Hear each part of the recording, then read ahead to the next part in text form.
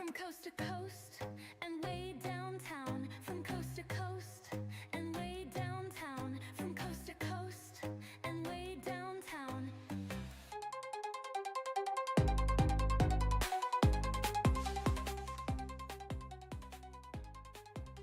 Welcome into another brand new show, Betting Weekly Fast Break. We just debuted Betting Weekly Hardball last hour, and now we got another one. This one in basketball. So a lot of NBA talk coming up here on Betting Weekly Fast Break every single weekday at 3 p.m. Eastern, noon Pacific, also known as noon Vegas time, as I am joined by professional bettor Chris Macero, as we are both located here in the lovely city of Las Vegas. Chris, good to be with you, man. Doug, I could have used Arthur's chair in the back. Could have just double dipped like there. That's right. My French Bulldog's studio chair. It's nice. It's nice to have, he gets the fancy stuff. I'm merely here at a desk chair. But a lot of good stuff coming up. 2 NBA playoff game ones tonight. We'll discuss those. Also look at some series prices, some series props, and maybe even look ahead to some other games, as Chris will be on other shows throughout the week, but not every day. We're going to have a rotation of professional bettors, professional handicappers on these 2 shows here on Betting Weekly. But Chris, I know it's a safe space here. I want you to feel comfortable venting anything about your Houston Rockets losing last night, going down without much of a fight for a team that had such swagger the previous games.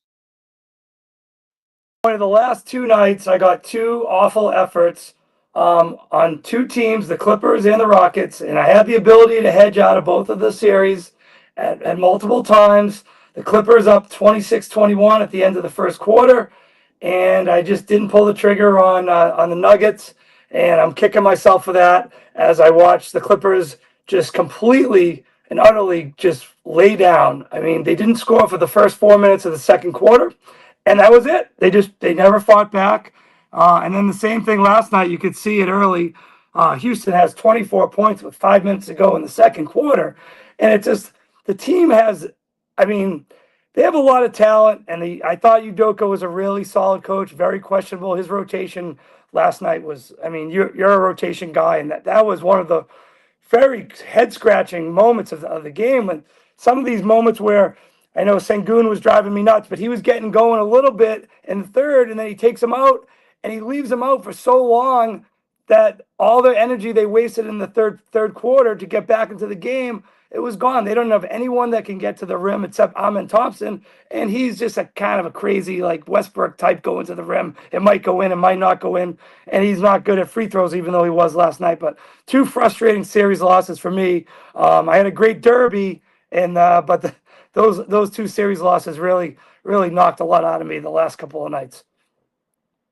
Yeah, you rarely get the flat spot in a game 7 from multiple teams, especially star players. But that's the best 2 words in all of sports, game 7, and you get some really flat performances. I was pretty surprised on that front. And I skipped a step. We should also introduce ourselves. I have worked in the betting space for over 2 decades. First moved to Las Vegas in 2005. Covered betting, odds makers, pro bettors, all that stuff from the media space. Also wrote for newspapers, things along those lines. Went to ESPN, did conventional hosting, whether it be Sports Center, radio, Baseball Tonight, various shows, NBA Tonight for a while, and then got in and pivoted to back into the betting lane, and have been here ever since. Currently live in Las Vegas. Chris, I know you're a professional bettor. I mentioned it. Can you just tell people a little bit about your background? Earlier on the previous show, say that he got the itch from the football parlay cards, and I can't ever forget that. I think it was 6th or 7th grade. I was waiting at the bus stop, and my friend's dad came out with a stack of cards and goes, "Here you go, kids. Get them all passed out and filled out and brought back to me by Friday afternoon."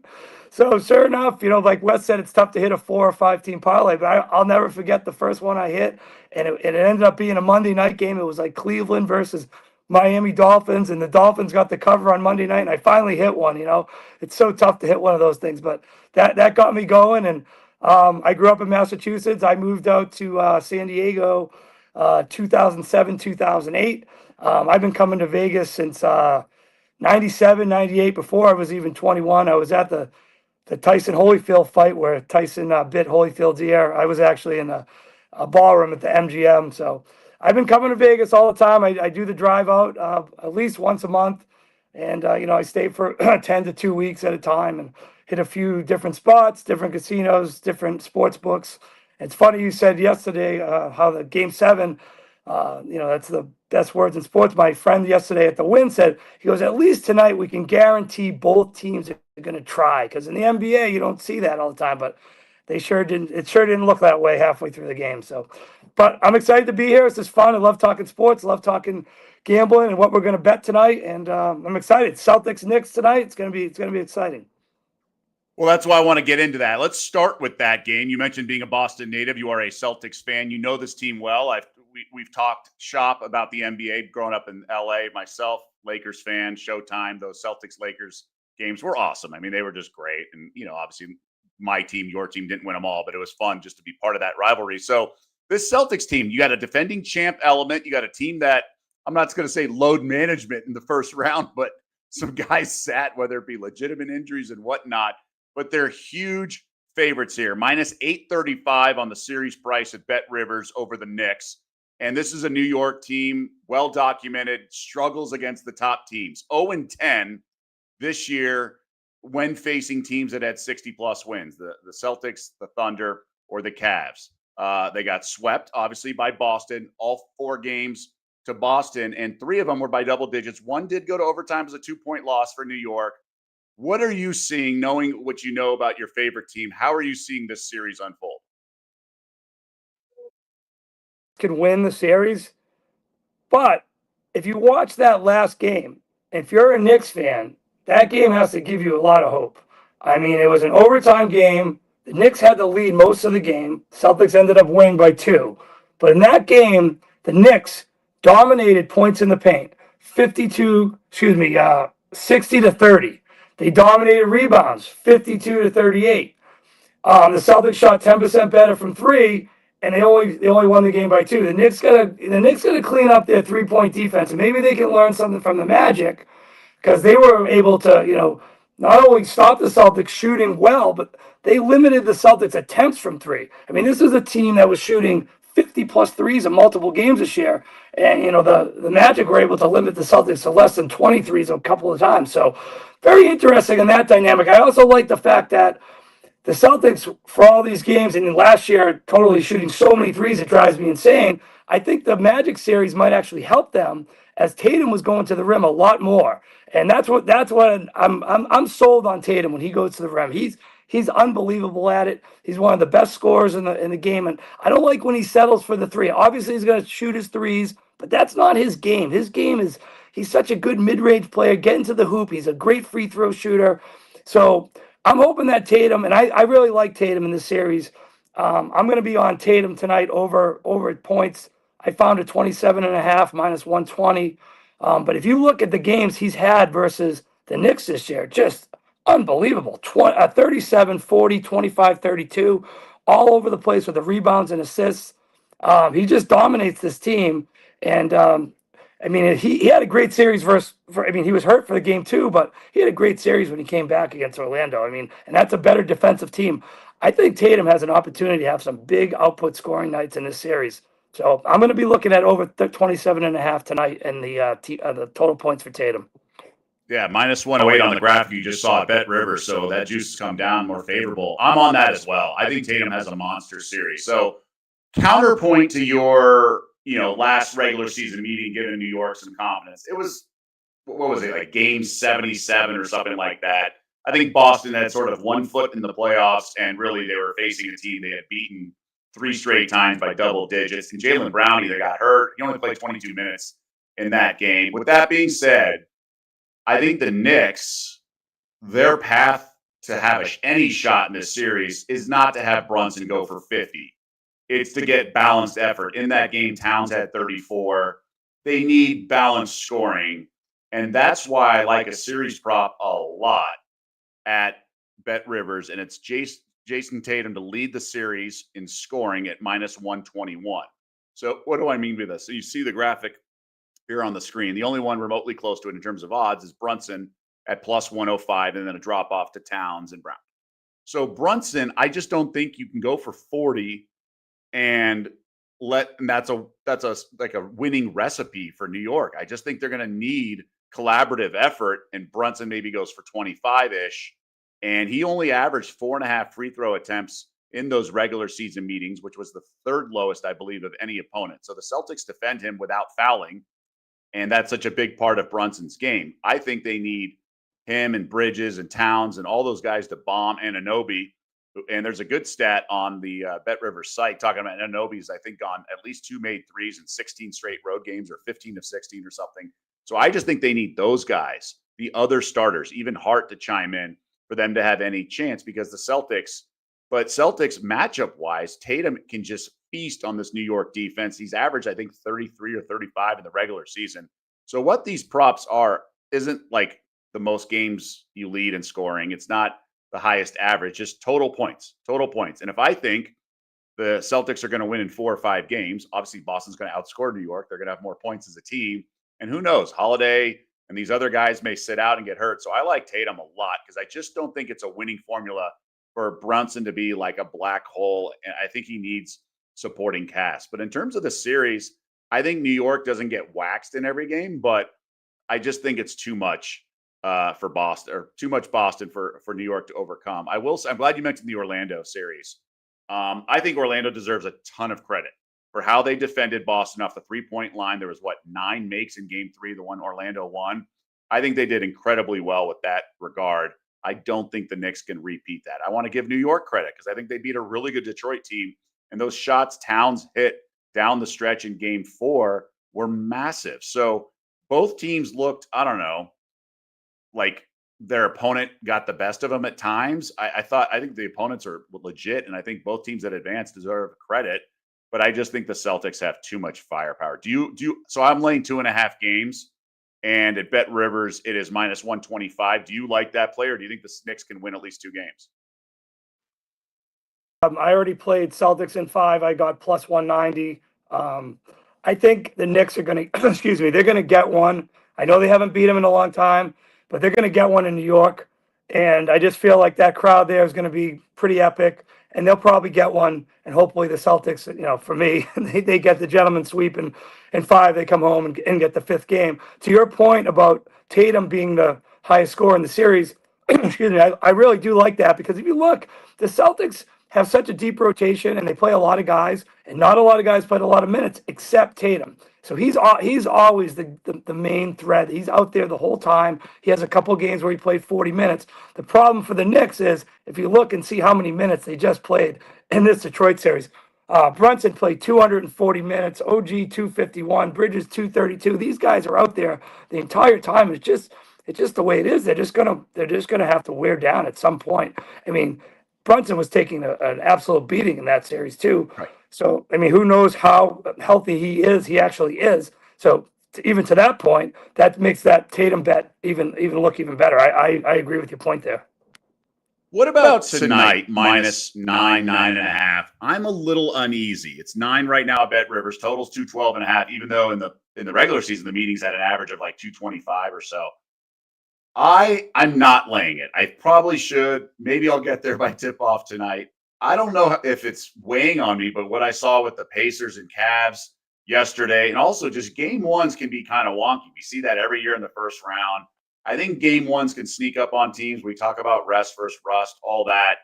I do think the Celtics will lay an egg, because they like to lay an egg at least one game in a series and play with their food a little too much. Usually it's game 3 like it was with Orlando. But do you have any opinion on tonight's game 1?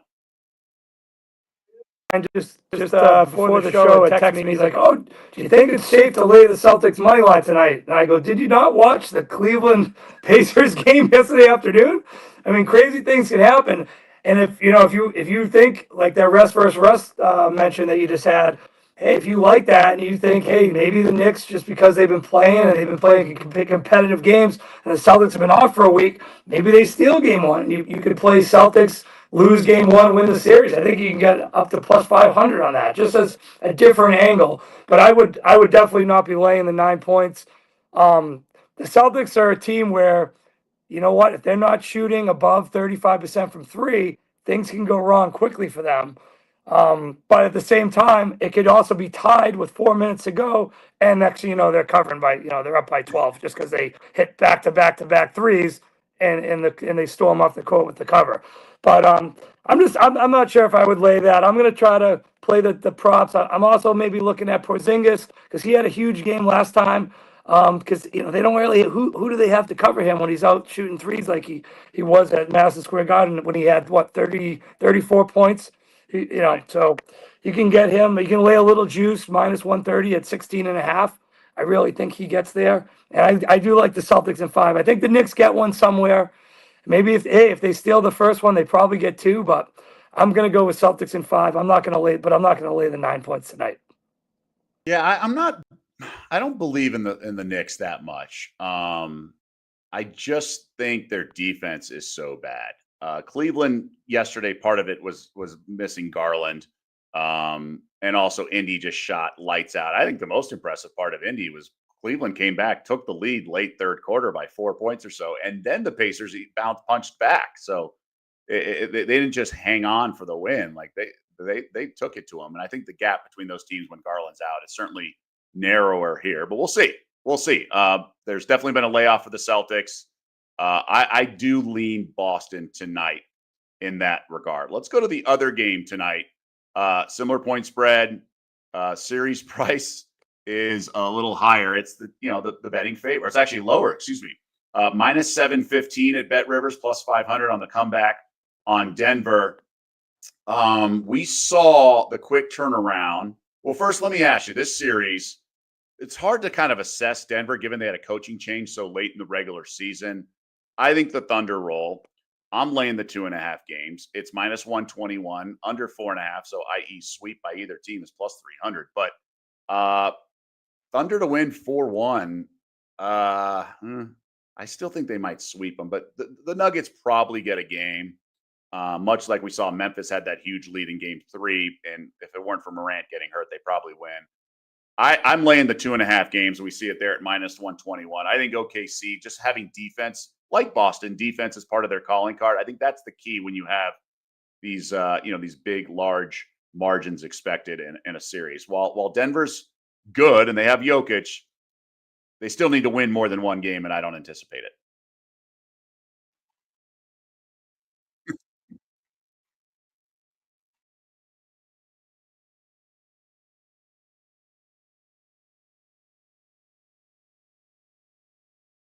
Right.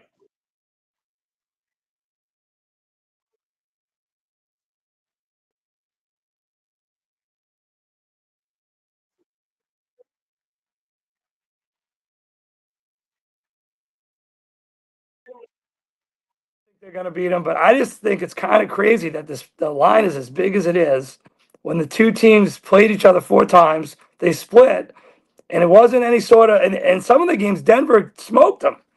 So I know OKC, like they had it all wrapped up the whole way when they played in March, but still not. It's still not that reassuring to me when you have the Joker and he's a complete dominant player against the best team in basketball. I think the series comes down to how well Hartenstein. I mean, it doesn't come down to this, but this is a big factor. Hartenstein needs to keep Jokic off the offensive glass. I mean, if he can do that, he had a game where he didn't play in the first couple games. The second game, or excuse me, the third game, he came back. He had 11 rebounds.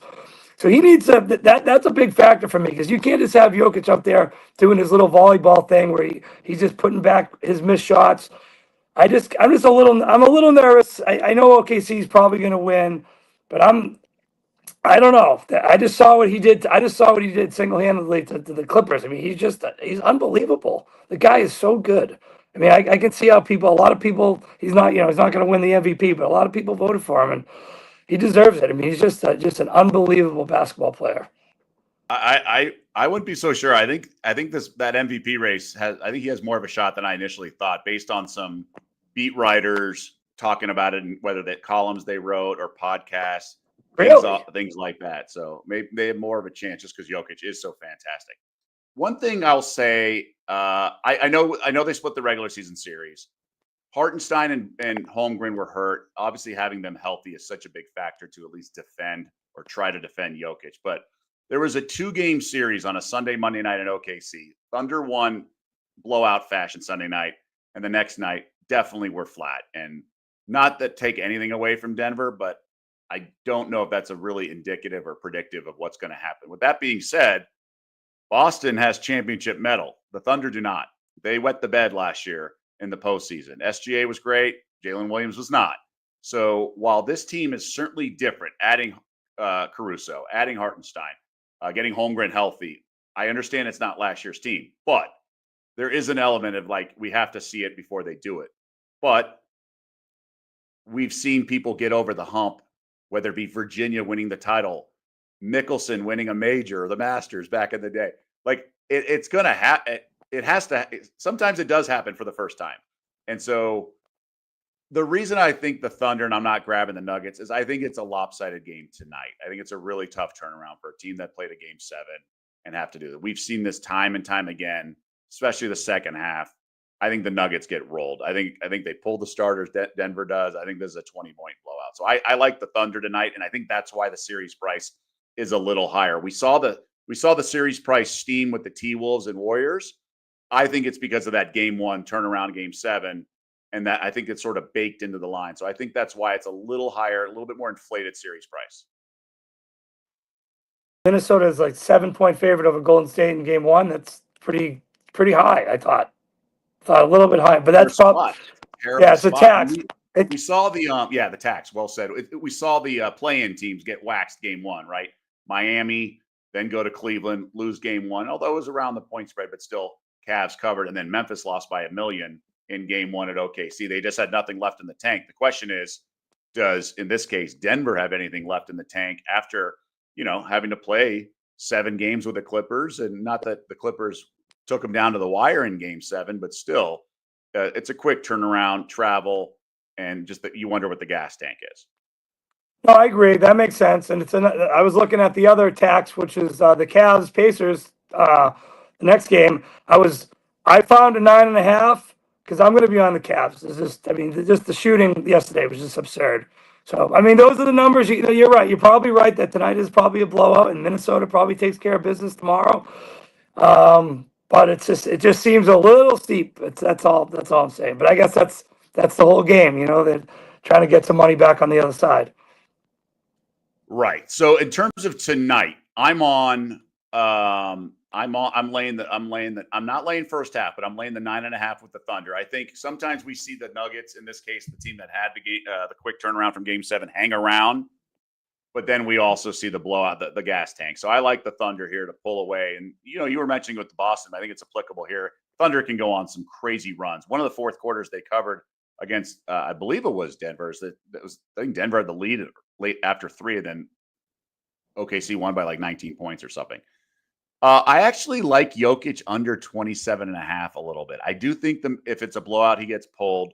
But I do think their path to success, I think he's going to have to get production from Gordon, Porter Jr., Murray's going to have to go off. For them to win games, I think that's the path, and not 35, 15, and 15 out of the Joker. So it's going to be treacherous. He's not going to end up with 15, so it's going to be right around 23, 25, maybe 31. But I do think I think it's just a gut play on Jokic, small play for me on Jokic under 27.5 points. I'm sure I'll regret it after he has 10 in the first quarter. Well, I like that angle though. There is a good possibility that they get pulled just due to the fact that they have absolutely no depth. And if they're getting blown out early, maybe they just say, hey, listen, we got to give up this game. It's going to be tough to win 4 out of 6, but hey, we got to do it because the only chance we do have to come back in the series is being healthy and rested. And obviously they're not. They just played 7 games. They don't have a bench. Even the 6th guy is the wild card in Westbrook. So they had some. Murray played good. Porter played good, better than I expected. Westbrook played better than I expected. So, but the depth factor. That is the number one thing. That's why I'm not hedging my ticket at all. I just don't think there's any possibility that they're going to win 4 games. They could win 2, they could win 1, but out of 4 games, I just don't see it without home court. So I like your angle, though. I think they might have to try to rest the guys, give them a shot down the road because, they're probably running on empty. They probably are. We're going to have another show tomorrow, obviously, talk about tomorrow night's games, but you're not on the show tomorrow. So I want to get your quick thoughts. Like you mentioned the Cavs, you laid the 9.5. They're on the adjusted series price. Bet Rivers here, minus 215. Like, is there value there? I'm a little uneasy with the Garland component. But I think if you like the Cavs tomorrow, you got to be enticed a little bit at 215. Yeah, well, I mean, I'm not going to be on the Cavs for the series price. I do like them. I do like them as at a huge bounce back tomorrow. It's just the way the NBA goes sometimes, and just these shooting averages are ridiculous. Pacers were 19 of 36 with 52.8% from three. I don't think that's going to continue, and I don't think the Cavs are only going to hit 9 3-pointers. So, and they only got to the line 18 times, and they dominated in the paint. So you would think they would have got to the line more. They scored 70 points in the paint, and they lost the game. It's kind of a bizarre stat to have. So I really like the Cavs tomorrow. I'm not going to be on them in the series because I wouldn't be sad if they lost, because I grabbed Indiana before the playoffs started at 25-1 to win the Eastern Conference. I thought that was really good value considering they were playing Milwaukee, and I thought that was going to be a layup series like it was. I know they played Cleveland well in the regular season, and then I have a built-in hedge if they go up against Boston. So I'm not sure if the Pacers are going to. I think the Pacers could still win. Even if they lose this game too, they're right in the series. They're going to be set up nice at home. They won one at Cleveland, but I'm not going to be. I'm not going to jump in on that minus 210 on the Cavs. I do love them. I like them a lot in game two, and we can reassess. We can reassess them. But I actually think the Pacers have a legit shot to win the series. I was very shocked at that price that came out before the game one. I mean, yeah, the opening price of the series. They're now 12-1 to win the East. So still a beefy payout considering they kind of like aren't afraid of Boston at all. If that's the matchup that ends up happening in the conference finals. You mentioned the tax for the T-Wolves. Warriors +7. I think I could see Kerr going to that bench unit that led the comeback against the Rockets when he just put all those guys in and they were bombing and just making a run. I can see it being sort of one of those kitchen sink wonky games, sort of play, house money, where the Warriors are down and he pulls Steph and those guys. So I understand the tax, and that's why the series price for the T-Wolves has gotten a little higher, all things considered. But it's a big number. But I don't want the Warriors +7. But do you? No, I have a question for you. Do you think that Draymond Green will eventually be ejected from a playoff game? Yeah. I mean, he punched a guy in the face last night. It wasn't even like punched him in the face. He gets away with yelling at the refs like nobody else. One foul shot. So in back-to-back games, he kicked somebody in the face and then punched somebody in the face. Back-to-back games, still playing. No, I don't want the reason I don't like the Warriors or the Nuggets that much. They scare me because they have championship medal, like you mentioned, and they have the best player in the world, and Curry, for all his age and all his ailments right now. I mean, wow, watching him in the second half last night was just something special. I mean, he's elevated in top 5 of all time for me. I know it's a crazy list and there's arguments about that, but the stuff he does and just how he was able to get to the rim so many times last night with these dipsy-do moves and reverse layups, and just he was unstoppable. And he didn't score for the first 28 minutes of the game or something, right. And then he just completely turns it on in the second half, and he was just a dagger every time. They were going to cut it to 3, they stopped him, and he would hit a 3 and go back up 6 or go back up 9. So I don't want those two teams though, because they just don't have the depth to go against Minnesota and OKC, who just have so much more length and just extra weapons and bench players, that I just think after a long one long series after another, the second series is probably going to catch up to both the Nuggets and the Warriors. And I think that's going to be one hell of a Western Conference final. And I'll still be nervous about my ticket at that point. But at that point, we can do some more hedging. Well, yeah, I was going to say, can I interest you in a T-Wolves futures? I know you have the investment on OKC. A pro bettor in town asked me before the playoffs, if OKC does not come out of the West, who does? And my immediate reaction was Minnesota. I don't care that they were dogs of the Lakers. They're the team that, look, we forget last year when I'm knocking over mics here. Last year when they reached the conference finals, there was a Final Four essentially in the NBA. They were the championship favorite over the Celtics. They were the one that was favored because they had just knocked off Denver, came back from 20 down in the second half in Game 7 on the road. And then everybody's making the Ant comparisons to Jordan and things like that. And then they just didn't beat Dallas. But let's not forget their head coach had a broken leg and had to sit behind the bench. I'm not saying that's the reason they lost, but there's a reason coaches stand in front of the bench because it's better to coach that way than sitting behind the bench. So clearly there's some impact to that. And Dallas played great. Minnesota did not, things like that. But this team is so versatile defensively, especially. I think Ant's playing much better this year because remember last year he hit a wall in that series. He was fading in the second half. He was running out of gas. He was passing the ball, couldn't make many shots. He was out of shape by NBA standards, of course. I think this team is ready, and I think they're really going to be a tough out.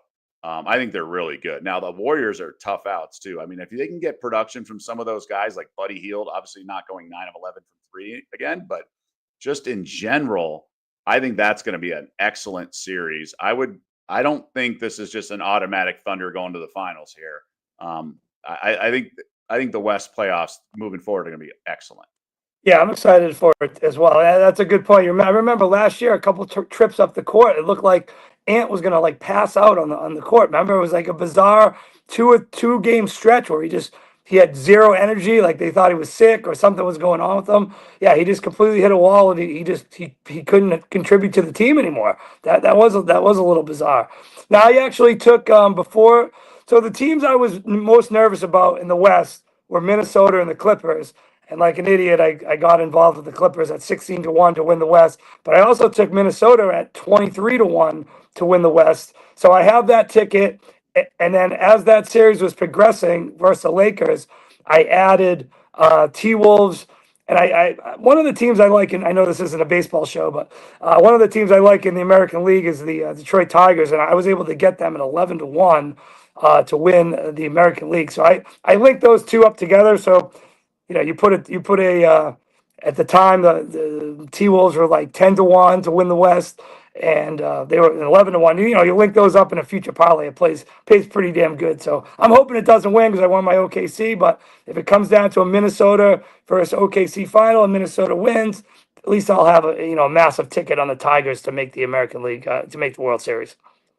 And as always, here at Betting Weekly, we want you guys to join the conversation. So chime in, ask some questions. I got a couple to get through. I want to also, we're flashing some Twitter handles, some Instagram, because we win Instagram social media handles. So check it out. A lot of updates from Nigel and the crew, as there are now so many more shows and programming to cover all sports, tennis, soccer, you name it.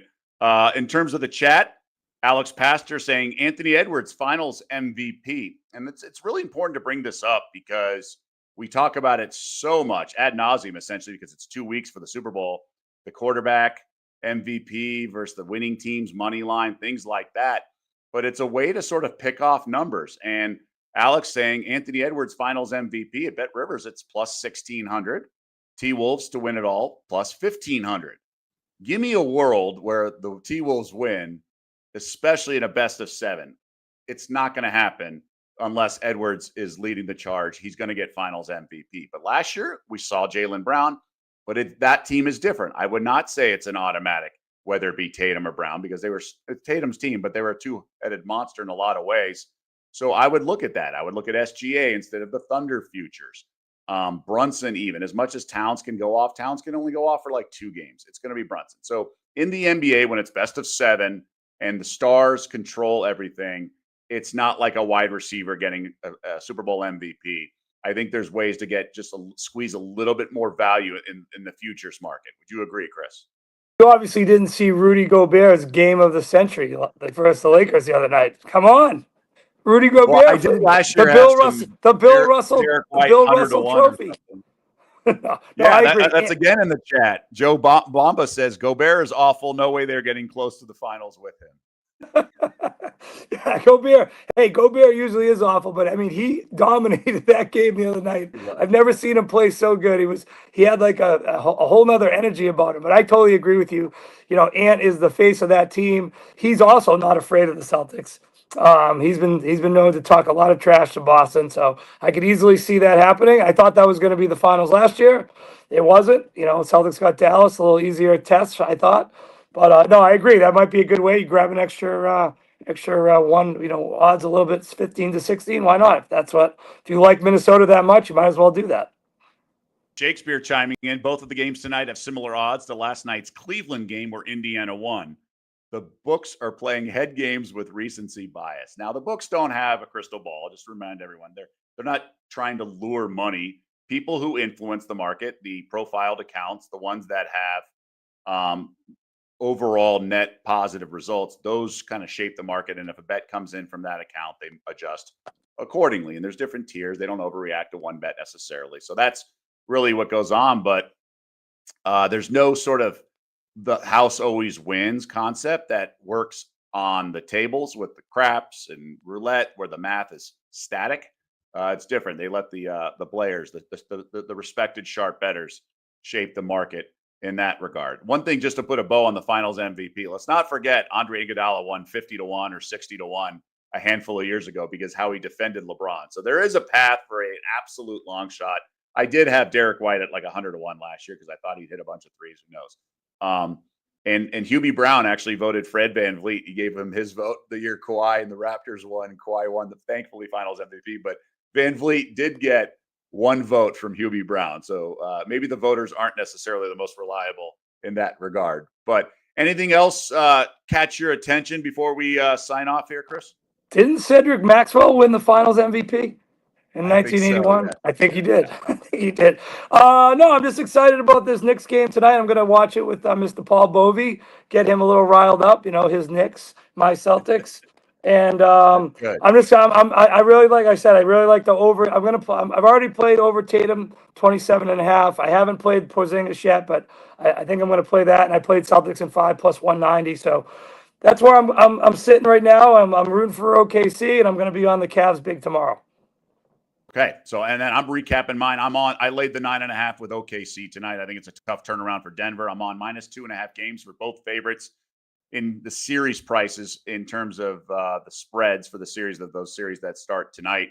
And I like Tatum to be the leading scorer in that Knicks Celtics series -121. And I'm with you. I'm on Tatum over 27.5 points at -108 at Bet Rivers. I think that is a strong play. Let's hope these players and teams all cooperate, Chris. Good to be with you, man. Appreciate it. You'll be back on the show later in the week as we have a lot of fun guests and professional handicappers and pro bettors as we cycle through this brand new show here, Betting Weekly Fast Break, 3 p.m. Eastern every weekday, noon Pacific, and also another show we launched this afternoon, Betting Weekly Hardball, 2 p.m. Eastern, 11 a.m. West Coast time, looking ahead at the day in the diamond. A lot of good stuff. Catch the rest of the Betting Weekly programs all throughout the morning Eastern time, but overseas different hours. A lot of good stuff, and we appreciate everyone tuning in on this first show. For Chris Macero, I am Doug Kezirian. We'll see you back here next time. Sometimes we don't